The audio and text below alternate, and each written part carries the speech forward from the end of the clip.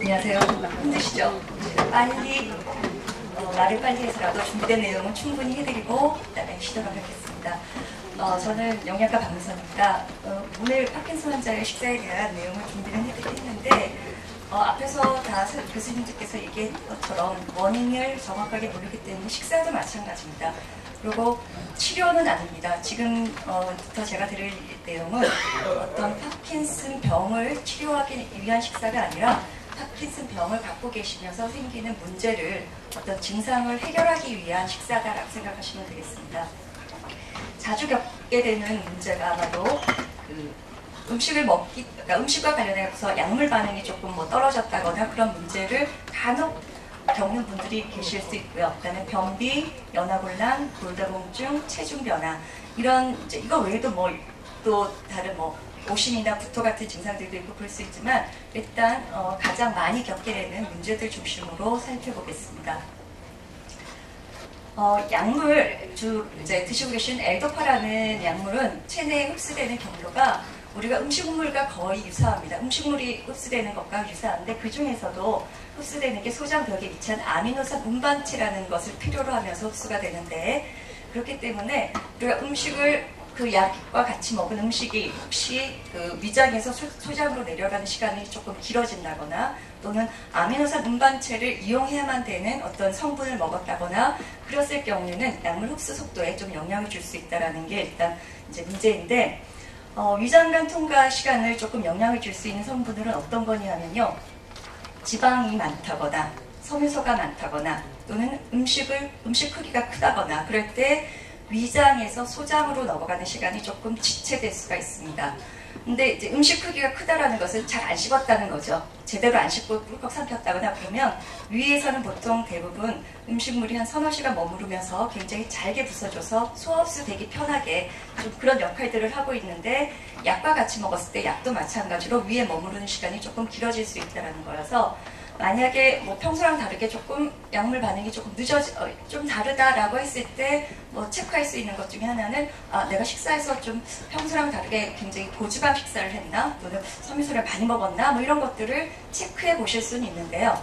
이게 항상 나타나는 건 아니기 때문에 너무 신경은 쓰지 마시고 혹시라도 문제가 좀 이런 것들도 연관이 될 수 있겠구나 라고 생각을 해주시면 될 것 같습니다.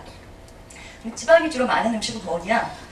주로 고기에 있는 기름들이 있죠. 갈비라든지 삼겹살 같은 경우에는 기름이 많기 때문에 그것도 삼겹살을 많이 먹는다거나 갈비를 많이 먹는다거나 그러면 지방이 많이 섭취할 수가 있고요. 또는 기름 자체를 많이 사용하는 조리들이 있어요. 튀김이나 전이나 또는 피자라든지 또는 중식에서 짜장면, 탕수육 이런 것들도 다 기름을 많이 사용하고 있기 때문에 그런 것들을 과잉으로 먹었다거나 그랬을 경우에는 지방이 많기 때문에 소화 흡수되는 게 조금 늦어지면서 약물 반응도 조금 늦어질 수 있는 그런 것들을 초래할 수도 있습니다. 또 하나는 섬유소가 많은 음식들인데 섬유소는 주로 그 식품의 껍질에 많이 들어있거든요. 그렇기 때문에 현미나 잡곡이나 콩처럼 껍질채 같이 먹게 되는 거라든지 또는 채소 같은 경우에도 야채, 줄기 껍질 그래서 줄기 껍질을 벗기고 먹는 것보다는 채소는 주로 같이 먹게 되죠. 그래서 그런 채소류를 많이 먹었다거나 또는 버섯류도 그렇고 해조류, 미역, 다시마 같은 것들도 그렇고 과일 같은 경우에도 껍질채 같이 먹는다거나 그럴 때도 그렇고 또는 땅콩이나 아몬드, 호두 같은 경우에도 섬유소가 많기 때문에 이런 것들을 평소에는 안 먹다가 갑자기 많이 먹었다거나 그랬을 때는 문제가 생길 수 있다는 거죠. 또 하나는 그 아미노산 운반체라는 것을 통해 갖고서는 약물이 흡수되게 되는데 음식 안에 있는 성분 중에서 단백질이라는 성분은 아미노산 운반체를 이용해 갖고서는 흡수되게 되어 있어요. 그래서 단백질과 이 약물 엘돌파랑 같이 먹었을 때 동일한 운반체를 이용을 해야 되니까 운반체는 제한되어 있고 그다음에 이용을 해야 될 것은 약물도 이용해야 되고 단백질도 이용해야 되니까 조금 경쟁적으로 흡수에 있어서 경쟁을 이제 일으키면서 상대적으로 이제 부족함을 초래할 수가 있으니까 약물이 좀 늦게 흡수되는 그런 문제를 일으킬 수도 있다라는 건데요. 그래서 80년대에는 사실은 그 엘도파를 드시고 계신 분들은 무조건 단백질을 좀 제한해라 라는 얘기들을 주로 많이 했었어요. 근데 최근에는 그게 그렇게 해서 효과를 보실 수 있는 분이 몇 분이 안 되세요. 대부분은 그렇게 단백질을 제한을 했다 그래서 약물 흡수 반응이 더 빨라진다거나 그렇지 않기 때문에 단백질을 제한하실 필요는 없는데 혹시 그동안에 잘 유지되어 오던 분들이 갑자기 약물 반응이 좀 떨어졌다거나 그랬을 때는 단백질을 조금 조절하실 필요도 있을 수도 있습니다. 그래서 그 조절하는 게 이제 단백질이 많은 식품이 주로 어떤 거냐 하면 육류, 그래서 쇠고기, 돼지고기, 닭고기 같은 육류 식품에서 단백질이 많고요. 그다음에 계란이나 메추리알 같은 이제 난류 식품, 그리고 생선, 모든 생선들 그렇고 오징어, 굴, 새우, 조개 같은 해물류도 단백질이 많고요. 우유, 치즈 같은 것들도 단백질이 많기 때문에 주로 우리가 뭐 영양가가 있다 내지는 좀 챙겨 잘 먹어라 하는 것들 중에 다 단백질이 많은 식품들이 포함되어 있습니다. 그러면 이것을 약물 반응이 좀 떨어졌다 해서 무조건 다 제한을 해야 되느냐? 그랬을 때 생길 수 있는 문제가 영양 불량이고요. 영양 불량이 이제 생기기 시작하면 글쎄 약물 반응은 조금 좋아질지 몰라도 전반적인 건강 상태가 나빠지기 때문에 결코 좋은 건 아니고, 그리고 또 그러니까 단백질을 제한을 해서 도움을 받을 수 있는 분들이, 효과를 볼 수 있는 분들이 그렇게 많지가 않기 때문에 무조건 제한하지는 않고요. 우선은 이제 낮에는 조금 제한을 하시고 활동하는 데 있어서 조금 지장을 받으실 수 있으니까, 그리고 저녁에는 먹고 주무시면 되니까 저녁 식사에는 육류를 좀 많이 주는, 그래서 아침 점심은 채식으로 저녁은 육식으로 그렇게 시간을 배분을 조금 다르게 하는 거죠. 그렇게 해서 단백질을 충분히 섭취하지만 낮 동안에 생활하실 때는 좀 불편하지 않게 하는 도움을 받을 수가 있고요. 또 하나 방법은 이제 단백질과 탄수화물의 비율을 조금 맞춰주면 효과가 있더라라는 연구들이 이제 좀 있긴 있었는데 이건 사실은 굉장히 어렵습니다. 저도 사실 7:1로 비율로 맞춰라 그러면 계산하고 계산기가 앞에서 두들겨야지 되는 거기 때문에 몇 시간에 걸쳐서 식사 계획이 나오는 거여서 아마 일반인 그냥 보호자분들이나 환자분들이 7:1 유지하기 위해서 하기에는 조금 어려운 식사고요. 근데 보통 곡류나 콩이나 야채 위주로 식사를 하면서 약간의 그런 고기나 이런 것들을 곁들여주면 7:1 정도는 유지가 되는데 그거는 계산을 해서 나와야 되니까 이것은 별로 초반에 권하진 않고요. 이렇게 단백질 조절을 필요로 할 정도가 된다라 그러면 그 전에 한번 영양 상담을 받든지 그래서 평소에 어느 정도 먹고 있었는지 그리고 어떻게 배분을 하면 좋을지 이런 상담을 한번 받아보시는 게 좋을 것 같습니다. 또 하나 이제 겪게 되는 문제 중에 하나가 변비인데 변비는 상당히 많은 환자분들이 호소하는 것 중에 하나인데요. 변비가 있을 때 이제 할 수 있는 여러 가지 방법 중에 하나가 섬유수를 많이 섭취하는 거 또는 음료수 이렇게 물을 좀 많이 섭취하는 거, 규칙적으로 식사하는 거, 이제 운동을 좀 활성화하는 거 이렇게 4가지 정도를 추천해 드릴 수가 있는데 한 2, 3년 전에 일본에서 한 연구를 보니까 이제 파킨슨 환자분들이 변비를 갖고 계신 파킨슨 환자분들의 특징적인 것 중에 하나가 수분 섭취가 굉장히 적었었어요. 그러니까 정상인에 비해서 물을 굉장히 적게 먹고 있고 그 갈증을 좀 다른 분들보다 안 느끼시는 것 같아요. 보통은 정상인들은 이제 목마르다 그러면 물 마시면 되는데 지금 파킨슨 환자분들 같은 경우에는 갈증이 조금 다른 분들보다는 조금 이렇게 반응이 좀 늦다거나 할까요? 그렇기 때문에 좀 시간을 정해주고 물이 좀 충분히 마실 수 있게 챙겨서 드시는 게 필요할 수 있습니다. 그러니까 옆에서 환자분들이나 이제 환자분이 챙길 수 있으면 좋고 아니면 보호자분이라도 하루에 얼마 정도를 이렇게 페트병이나 이런 것들 좀 갖다 놓고 뇌물 그러고서는 이제 돌아다니시면서 이렇게 계속 마신다거나 그렇게 하시면 되는데 지금 이제 변비가 있을 때는 보통 8컵 이상의 물을 이제 추천을 하는데 8컵이면 어느 정도냐면 지금 오늘 보니까 17차라는 거 받으셨었죠? 그게 한 1.5컵 정도예요. 그걸로 한 4병 정도, 하루에 4병 정도 마시면 되는 정도다라고 생각하시면 돼요. 그런데 우리 식사할 때도 약간 국도 먹게 되고 그렇기 때문에 실제로는 국도 식사 때 잘 마시고 그러시는 분들은 한 3병 정도? 그 정도만 드셔도 괜찮으니까요. 내 양은 그 정도 드시면 물은 부족하지 않구나라고 생각하시면 되고요. 섬유소는 이제 아까 섬유소가 많았던 건 뭐가 있었죠? 껍질 부분에 많다고 했었죠. 그래서 야채나 과일 껍질 많았었고 견과류라고 해서 땅콩, 호두 이런 데 많았었고 그런 섬유소가 많은 것들을 좀 충분히 챙겨 드시는 게 필요한데 평소에 섬유소를 잘 안 드셨던 분이라 그러면 한 번에 욕심 부려서 갑자기 먹기 시작하면 또 탈이 날 수가 있어요. 그러니까 섬유소는 처음에는 소량으로 시작해서 차츰차츰 양을 늘려나가시는 게 좋으니까 이제 그런 것들에 대한 것을 좀 얘기를 해드리면, 섬유소를 좀 많이 먹으려고 그러면 일단 주스보다는 과일 자체를 껍질째 드시는 게 더 좋고요. 그 다음에 야채 같은 경우에도 푹 익히는 것보다는 살짝 데쳐갖고서는 좀 사각사각한 질감이 느껴질 정도로 해서 드시는 게 좀 섬유소를 더 많이 먹게 먹는 방법이고요. 그 다음에 밥 같은 경우에는 백미보다는 현미가 훨씬 더 섬유소가 많은 건 아시겠고, 뭐 콩이나 뭐 콩으로 만든 여러 가지 제품들은 섬유소가 많은 식품들이니까 그런 것들을 주로 많이 이용을 한다거나, 그렇게 해서 섬유소를 충분히 먹기 위해서는 이러한 식사 요령을 좀 참고를 하시면 도움이 될 것 같습니다.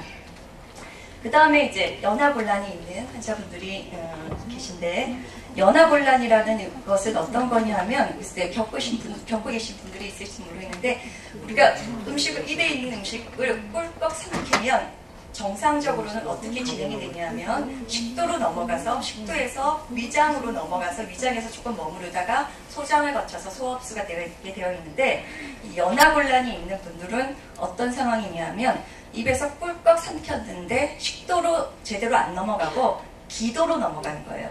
기도는 우리가 숨쉬기 위한 거잖아요. 기도의 제일 끝은 폐가 있잖아요. 근데 거기에 음식물이 들어가서 염증이 생기고 문제를 일으킬 수 있는 거여서 상당히 심각할 수도 있는 그런 증상이기 때문에, 연하곤란 증상이 있다. 주로 사례가 자주 걸린다거나, 식사할 때 기침 자꾸 좀 많이 한다거나 그러시기 시작하면 연하곤란이 조금 있구나라고 생각을 하셔도 될 텐데, 연하곤란에 대한 뭐 정확한 지금 어떤 증상이 어떤 정도냐라는 것을 재활의학과에서 다시 이제 진단을 해주시지만, 그렇게 뭐 사례가 자꾸 자주 걸린다거나 식사하면서 자꾸 기침을 많이 하게 된다거나 그럴 경우에는 일단은 어떤 방법이 있냐면, 음식 자체의 질감이나 또는 음료수의 점도나 또는 온도를 조금 조절하는 게 필요할 수가 있어요. 그래서 너무 뜨거운 것들도 사례를 좀 빨리 이렇게 사례 생기게 좀 만들 수가 있고요. 음식 질감 중에서는 너무 이렇게 너무 찐득찐득한 것들 있죠. 뭐라 그래야 되나, 이렇게 보통 땅콩버터라는 표현을 쓰는데, 땅콩버터처럼 이렇게 딱 달라붙어가지고 잘 안 떨어지는 것들도 조금 문제를 일으킬 수가 있고, 음료수의 경우에도 너무 묽은 거 있죠. 물처럼 굉장히 묽은 게 훨씬 더 사례에 잘 걸려요. 그렇기 때문에 이런 점도를 조금 조절하는 게 필요한데, 식사에서는 일단 굉장히 부드럽고 잘 다지고 조금 그렇지만 너무 묽지 않게 하는 식사가 필요하시고요. 맑은 음료보다는 조금 넥타처럼 약간 점성이 있는 음료수가 안전하게 살에 안 걸리고 삼킬 수가 있고요. 그 다음에 맑은 물을 먹을 수밖에 없는 상황에서는 그때는 이제 농후제라 그래서 점도를 증가시킬 수 있는 또 상품들이 있어요. 그런 것들을 타서 드셔도 되고요. 그 다음에 이제 식사를 할 때는 자세도 좀 중요한데, 일단 앉아서 드셔야 되고, 식사하실 때는 젓가락보다는 숟가락을 이용하셔갖고서는 하시는 게 좋고, 천천히 하시고 말하면서 식사하지 마시고, 그 다음에 음식을 삼킨 후에도 한두 번은 그냥 음식을 삼킨다라는, 입안에 아무것도 없어도 한두 번 정도는 더 삼킨다라는 느낌으로 하시면 이제 남아있던 음식들이 안전하게 다시 식도로 넘어갈 수 있어서 그런 것들도 도움이 될 수가 있고, 식사 후에도 눕지 마시고 좀 앉아 계시다가 한 30분 지난 다음에 누워 계시는 게 좋고요. 이제 연하곤란이 굉장히 심각해졌다 그럴 경우에는 식사 자체가 굉장히 다른 식사를 하셔야만 돼요. 그때는 영양 상담을 받으셔야 되고 재활의학과의 도움을 받으셔야 되니까 그때는 이제 재활의학과를 통해서 하시면 되는데, 그 정도는 아니고 사례가 조금 다른 분들보다는 잘 걸리는 것 같다라고 할 경우에는 이제 음식에서 주의할 수 있는 것들은 너무 뜨거운 음료 드시지 마시고요. 너무 매운 거 드시지 마시고요. 또는 크래커나 칩처럼 왜 입안에서 부서지는 거 있죠. 조각조각 이렇게 바스러지는 것들을 드시지 않는 게 좋고요. 뼈가 있는 생선 좀 조심하셔야 되고, 꽁치 같은 거 조심해야 되겠죠. 그러면 땅콩 버터처럼 너무 달라붙어 있는 것들도 조심을 하시고, 너무 단 음료도 살에 걸리기 쉽게 만드니까 그것도 조심을 하시고, 그 다음에 호두의 얇은 껍질이나 은행의 왜 얇은 겉껍질 같은 경우에는 그게 붙어 있으면 잘못하면 이렇게 또 막히게 할 수도 있으니까 그런 것들도 좀 조심을 하시고요. 그 다음에 씹었을 때 흩어지는 음식들이 있어요. 예를 들어서 샌드위치나 김밥 같은 경우에 이렇게 좀 흐트러뜨려 갖고서는 더 살해를 잘 걸리게 만드는 그런 음식들이 있어서 그런 것들도 조금 조심을 하시면 살해 걸리시는 것들도 조금 예방을 하실 수가 있습니다. 또 하나는 이제 골다공증에 대한 건데요. 골다공증은 이제 뼈에 있는 칼슘이 많이 부족해지면서 뼈가 약해져서 생기는 문제잖아요. 그래서 우선은 적절한 체중을 유지하시는 게 굉장히 필요하세요. 파킨슨병이 진행이 되면서 나중에 체중을 많이 굉장히 감소되시는 분들이 있는데 체중을 너무 많이 이렇게 체중이 많이 빠지신 분들은 골다공증의 위험도 클 수가 있기 때문에 체중이 너무 많이 빠지고 있다라고 생각하시는 그런 분들은 한 번 더 식사에 대한 체크, 얼마나 잘 드시고 계신가에 대한 것들도 체크를 해보시는 게 필요할 수가 있고요. 그래서 충분히 영양 섭취를 해야 되는데 뼈와 관련해서 가장 이제 관련이 있는 무기질은 칼슘, 인, 마그네슘이에요. 그 다음에 칼슘의 흡수를 돕기 위해서 비타민 D가 좀 필요하고요. 그 다음에 전반적으로 단백질 자체가 부족하지 않아야지 뼈도 튼튼합니다. 그래서 충분한 영양 섭취, 그래서 칼슘, 인, 마그네슘, 비타민 D, 단백질 다 섭취를 잘 하셔야 되는데 비타민 D 같은 경우에는 식품 자체에는 별로 없습니다. 그러니까 인공적으로 강화된 그 비타민 D가 강화된 우유나 두유 같은 그런 것들이 요즘은 가끔 나오긴 하는데요. 그러지 않은 한 자연식품에서는 거의 그렇게 흡족할 만큼 많지는 않고요. 그렇지만 다행히 햇빛을 자외선을 쏘면 우리 몸 안에서 합성이 돼요. 그렇기 때문에 너무 되게만 계시지 마시고 약간 야외 활동하시는 것들도 비타민 D도 많이 만들어줄 수 있으니까 그런 것들도 필요할 수가 있고 단백질은 앞에서 주로 어떤 거라 그랬죠? 고기나 생선이나 또는 계란이나 이런 것들이 주로 많다고 했었죠. 그런 것들 챙겨서 드시는 거 필요할 수가 있다는 거고요. 칼슘과 인, 마그네슘은 이제 다음 슬라이드에서 보여드릴게요. 그리고 운동하고 그다음에 특히 칼슘 섭취가 적은 분들은 카페인 섭취도 조금 제한하는 게 좋아요. 칼슘을 충분히 먹고 계신 분들은 사실은 커피나 이런 것들을 제한하실 필요는 별로 없었어요. 크게 문제도 안 일으켰는데 칼슘 섭취를 적게 하시는 분들 같은 경우에는 커피를 많이 마시는 분들이 골다공증의 위험이 더 컸어요. 그러니까 내가 칼슘을 많이 먹으면 되는데 여러 가지 이유로 칼슘 섭취가 부족할 수밖에 없는 상황이다 라고 하면 덩달아서 커피, 음료 같은 것들도 좀 자제하시는 게 좋다는 거고요. 칼슘인이 많은 음식은 칼슘과 인은 거의 자연식품에는 같이 많이 들어있어요. 칼슘이 많으면 인도 많아요. 그래서 칼슘과 인은 거의 동일하게 보시면 되는데 주로 유제품에 많아요. 그래서 우유나 요구르트, 치즈 같은 데 많고 뼈째 먹는 생선들에 많고 그다음에 강화식품. 그래서 인은 아니지만 두유 같은 경우에는 칼슘 강화식품들이 있으니까 그런 걸 이용해 갖고서는 드시면 되고 마그네슘 같은 경우에는 조금 다른 데 있는데 주로 섬유소가 많은 데 있어요. 현미, 잡곡, 콩, 견과류 그리고 이제 녹색 채소들 이런 데 들어있어서 이렇게 보시면 겹치는 것들이 상당히 많이 있습니다. 그 다음에 이제 겪게 되는 문제 중에 제일 마지막 체중 변화. 체중이 많이 쪄서 곤란하시는 경우도 있고요. 너무 많이 빠져갖고 곤란하시는 경우도 있는데 아마 초반에는 파킨슨병 진단하시고 보통 전반에는 약간 뚱뚱하셔서 생기는 문제들이 좀 있을 수 있어. 근데 체중이 감소되는 것보다 비만해서 더 큰 문제냐? 그렇지는 않다라고 보고 있고요. 다만 이제 몸이 체중이 많이 나가시면 운동하는 것들도 힘드시고 이제 생활하시는데 조금 불편감이 있으니까 가능하면 체중을 조금 줄여주시면 좋은데 이게 이제 운동 부족으로 만약에 에너지 소모가 줄었다라고 그러면 어쩔 수 없는 병이 진행되면서 운동이 너무 부족해서 체중도 자꾸 늘어난다라고 하실 경우에는 식사 중에서 가장 간단하게 줄이는 방법은 밥이랑 군것질을 조금 줄여주시면 체중은 조금 줄어질 수 있어요. 다른 반찬은 줄이지 마세요.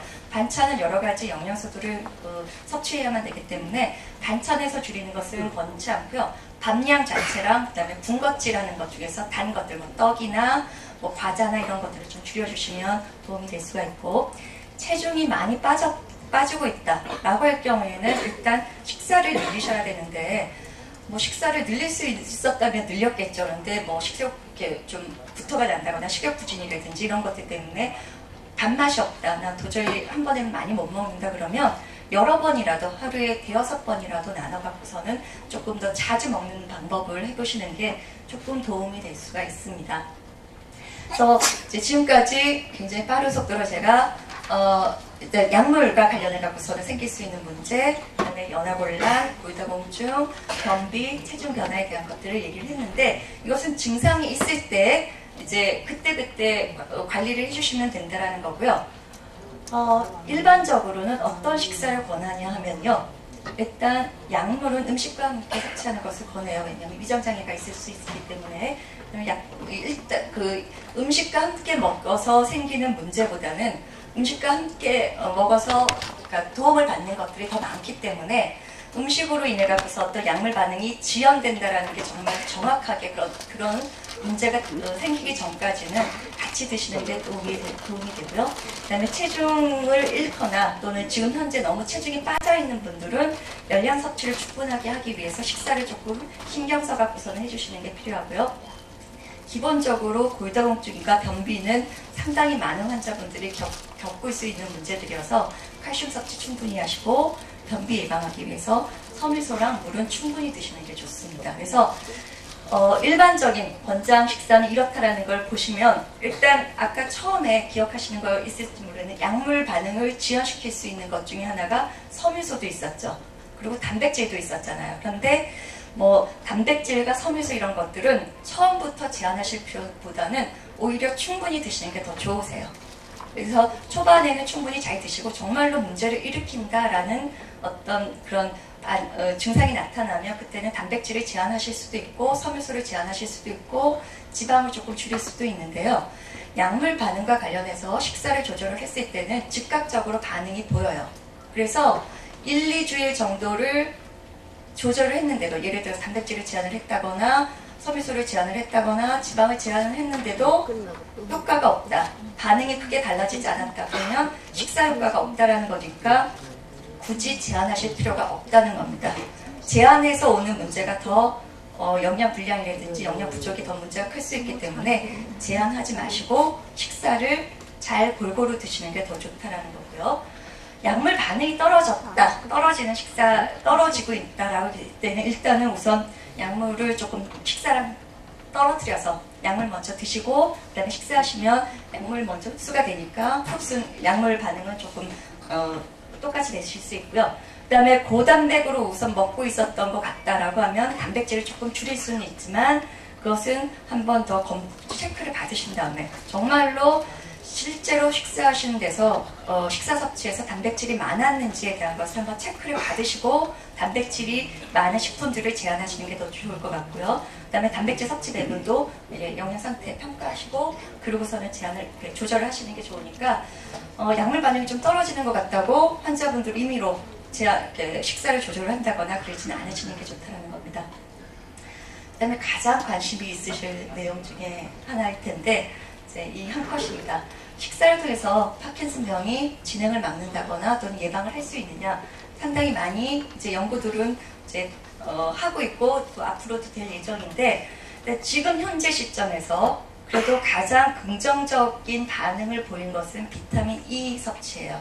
그래서 비타민 E 섭취를 많이 한 분들이 좀 파킨슨병을 예방하거나 진행시키는 걸 좀 지연시키더라라는 결과가 좀 긍정적으로는 나왔는데 치료 지침에 권장할 만큼의 그런 효과는 아니었어요. 그래서 이제 비타민 E가 그러면 주로 어디 많이 들어있느냐? 식물성 기름이나 견과류, 계란 노른자 또는 간 이런 데 많이 들어있어요. 그렇기 때문에 계속 골고루 잘 드시면 비타민 E는 사실은 그렇게 부족하지는 않으시고요. 특히 우리나라 식사는 서구식에 비해서는 굉장히 유리한 게 많은데요. 일단 우리는 조리를 할 때 기름도 거의 뭐 콩기름이나 옥수수 기름이나 식물성 기름을 이용을 하잖아요. 그래서 오늘 거기 안에 있는 비타민 E 상당히 많고요. 그 다음에 뭐 견과류 같이 조금 곁들여서 먹는다거나 그러면 더더욱 더 많이 드실 수가 있는데 비타민 E를 먹기 위해서 기름이나 어떤 식물성 기름이나 견과류를 드실 때는 가능하면 신선한 걸로 해서 너무 오래되지, 그러니까 찌든 땅콩이나 찌든 내 나는 것들은 안 드시는 게 좋다는 걸 일단 기억을 하시고요. 그러면 비타민 E가 좋으니까 이것을 이렇게 캡슐로 되어 있는 걸로 복용을 하면 좋을까? 이것도 연구가 됐는데 유감스럽게도 그런 건강 보조식품으로 보충한 것에서는 효과를 못 봤어요. 그러니까 식사에서 비타민 E를 많이 섭취한 분들은 효과가 어느 정도 보였었는데 그래서 약재로 보충을 그런 건강 보조식품으로 비타민 E나 또는 항산화제 효과가 있는 뭐 비타민 C나 베타캐로틴 이런 것들을 보충을 해갖고서는 정말로 좋을까 해서 굉장히 대규모의 연구가 있었는데 그 결과는 별로 안 좋았어요. 효과적이지 않았어요. 그래서 이런 항산화제 복용에 대해서는 별로 권하지 않습니다. 근데 뭐 그러면 나쁘냐라고 꼭 묻더라고요. 그러면 먹어서 나쁘겠느냐? 먹어서 나쁘다라고 얘기할 수는 없지만 파킨슨 병을 예방하기 위해서 굳이 드실 필요는 없다라는 거고 그냥 식사에서 야채, 과일 잘 드시면 이런 것들은 충분히 섭취할 수 있다는 거고요. 그 다음에 식습관 조사를 했더니 파킨슨 환자분들이 야채나 콩 같은 건 조금 이렇게 적게 먹으면서 고기나 고기 기름 같은 것들을 많이 먹더라. 근데 그렇다 해서 그러면 야채 콩을 많이 먹고 고기나 고기 기름을 적게 먹으면 예방이 되느냐? 그건 모릅니다. 그거에 대한 것은 아직은 모르는 거고 그냥 현재로서 저희가 권할 수 있는 가장 좋은 식사는 아마 지금 계속 혼란스러울 거예요. 앞부분에서 뭐 섬유소를 적게 먹는 게 좋다라고 했다가 섬유소를 많이 먹어라, 뭐 지방을 적게 먹을까, 지방을 많이 먹을까, 굉장히 여러 가지 이렇게 모순되는 얘기들이 자꾸 나오는데 현재 권할 수 있는 가장 좋은 식사는 균형 잡힌 식사입니다. 그래서 모든 그 식품들을 골고루 드시는 게 좋은데 보통 내가 골고루 먹었느냐 안 먹었느냐를 따지는 것은 일단 이제 식품들마다 약간 성분들이 특성이 있어요. 그래서 공유분 같은 경우에는 이제 뭐 밥이나 빵이나 국수나 뭐 이런 데서 콩이나 이런 걸로 해서 드실 수가 있고요. 채소군이나 과일군은 채소 과일이고 얼음육은 고기 생선 뭐 그런 것들이고 우유군은 유제품, 지방군은 뭐 식물성 기름들 이런 것들 다 골고루 드시는 게 가장 좋다라는 게 현재로서는 지침이고요. 원인이 밝혀지고 조금 치료 그런 여러 가지 연구 결과들이 조금 더 좋은 결과들이 나오면 이것과는 다른 또 지침들이 나올 수 있겠지만 현재로서 아마 당분간 몇 년간은 이것보다 더 좋은 지침은 없지 않을까 싶습니다. 제가 준비한 내용은 여기까지고요.